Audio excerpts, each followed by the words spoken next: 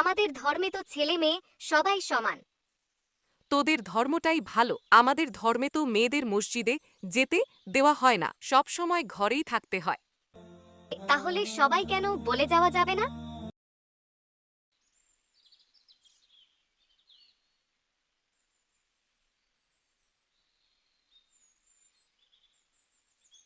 আমাদের ধর্মে তো ছেলে মেয়ে সবাই সমান।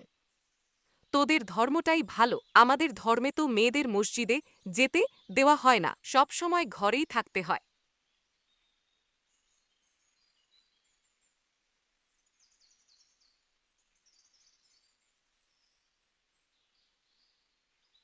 তোমরা যেটা ভাবছো বিষয়টা আসলে একটু আলাদা। আলাদা মানে? তাহলে কি মেয়েদের স্বাধীনতা কম?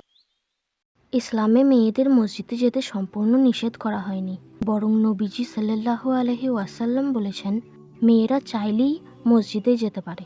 কিন্তু ইসলামে আর একটা বিষয়ও বলা হয়েছে, মেয়েদের জন্য ঘরে নামাজ পড়া বেশি উত্তম।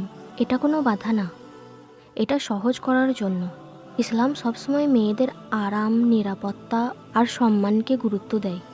প্রতিদিন বাইরে যাওয়া, ভিড়, এসব সবসময় সবার জন্য সহজ না। তাই আল্লাহ এমন ব্যবস্থা দিয়েছেন যাতে ঘরেই শান্তিতে ইবাদত করা যায়।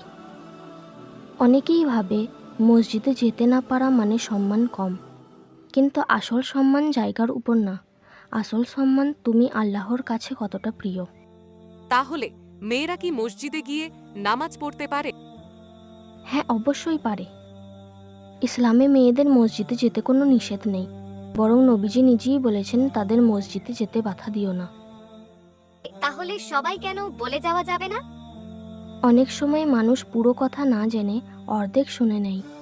নিষেধ না, বরং বলা হয়েছে ঘরে নামাজ পড়া বেশি উত্তম, কিন্তু চাইলে মসজিদেও যেতে পারে, কোনো বাধা নেই।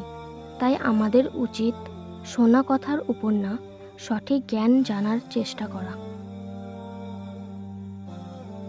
ইসলামে সম্মান মানে সব জায়গায় এক হওয়া না, বরং আল্লাহর কাছে প্রিয় হওয়া।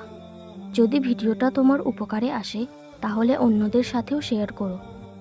আল্লাহ আমাদের সকলকে সঠিক বুঝ দান করুন।